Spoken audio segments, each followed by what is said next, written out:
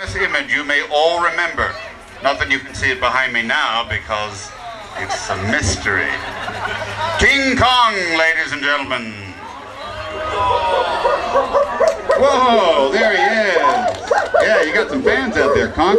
So, Kong, you're big, aren't you, fella? Kong, tell me now. Oh, there it is. Now, you remember that famous scene at the end of the picture when the planes shoot at you and you fall down to the street and they say, well, I guess the planes got him. And the fella says, oh, no, 'twas beauty killed the beast. Remember? Now, you're the beast, right? But, Kong, where's beauty?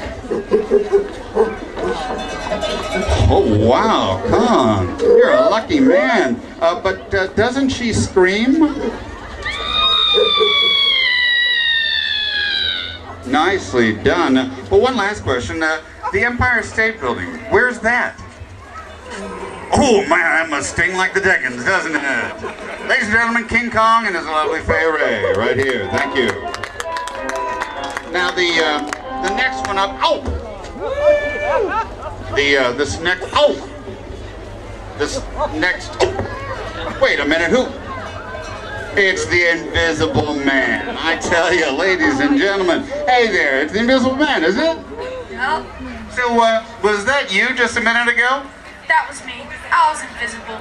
But, to be completely invisible, you'd have to, not be wearing any clothes. You bet. And I almost froze out mine. Yeah, that's fine. So tell me, as an invisible man, what's the, worst thing about being invisible? Worst thing. Nobody notices when I've lost weight. Oh, I hear you, pal. What's the best thing, though? I tell ya, but ladies are present. Oh yeah! Oh yeah! Speaking of scary things, wouldn't the lady president be scary? Well, now it's the 1940s, and one of the biggest hits of 1941 is one that goes into carnivorous territory. Oh!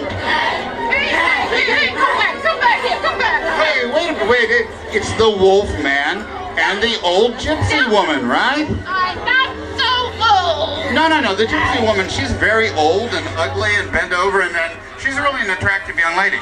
So, Down. tell me, you're Lawrence Talbot, you're the gypsy woman. What is that famous poem that the gypsy woman would speak every time Larry was going to turn into a wolf? Even a man who's pure of heart and says his prayers by night can become a wolf when the wolfbane blooms and the moon is full and bright. Will you stop that? Look, a squirrel! Go! The Wolfman, Larry Talbot, and the old, young, very attractive gypsy lady. Well, you know, in the 1940s, as we said before, that's when Excelsior had its first major tragedy. The terrible fire that destroyed the Tonka Theater. It is a mystery, but we have recently unearthed one survivor of that terrible tragedy. The projectionist that night, Mr. Shem Spilkus. Hello, Shem. Hey, Jeff. So, you were the projectionist the night the Tonka Theater mysteriously burned down, is that right? Let's just say I was on duty. Do you have any idea how the place could have suddenly caught fire? Not a clue, Jeff. Now, film is flammable, is it not, Shem? Flammable? It's nitrate combustible, my friend. Is that a cigar, Shem? Yep. Shem, it's still smoking. Hey, I'm still smoking. Oh, jeez. So, is it possible, Shem, that you were smoking that cigar and it ignited the celluloid? You're a liar. A stinking liar. Isn't it true that you were projectioning that night they were showing Andy Hardy Goes to Prison and you ignited the theater with your cigar? All right, I did it. Take him away, Frankenstein. All right, well, there ain't no jail in the state. Old Shem Spilkus will get revenge upon all of yes. Well, you know, back in those days, they used to have entr'actes during the course of a film.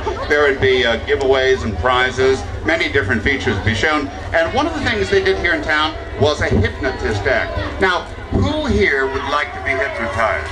Who? Oh, yes, that woman. Yes. Why? She got up here so fast that completely stopped anybody else from doing it. Now, I'm going to hypnotize you to kill that dog. Now, what is your name? Natalie. Natalie. Have you ever been hypnotized before? How would I know? Good point.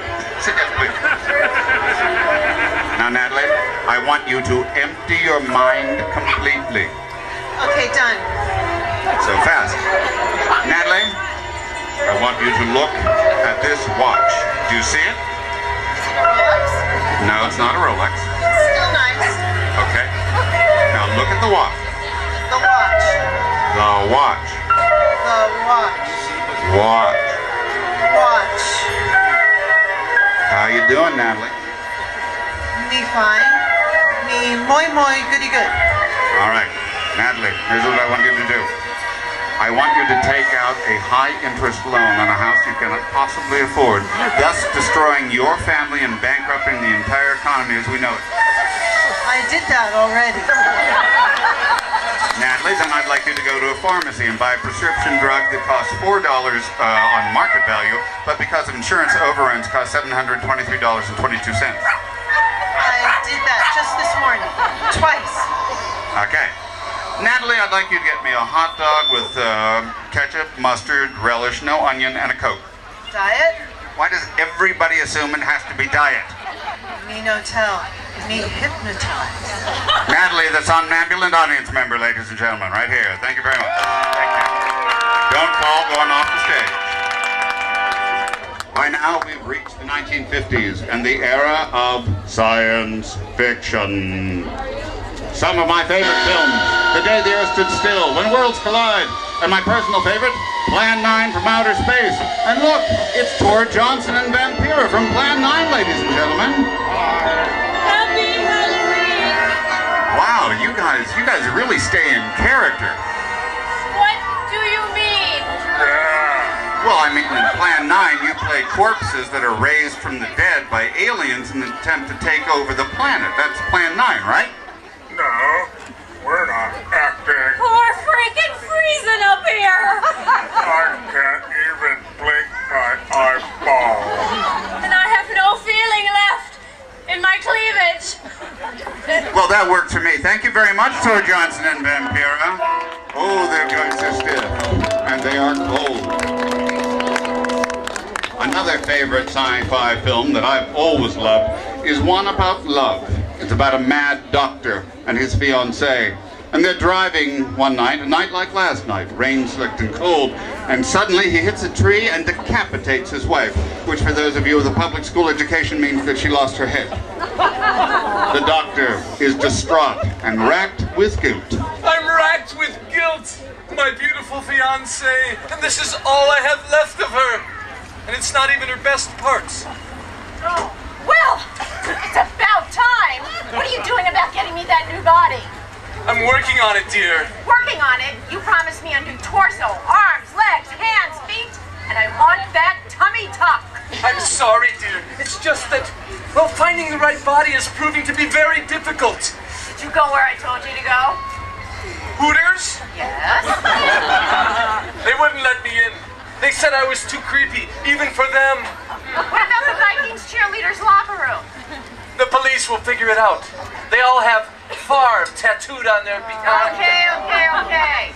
I had some volunteers, though. From where?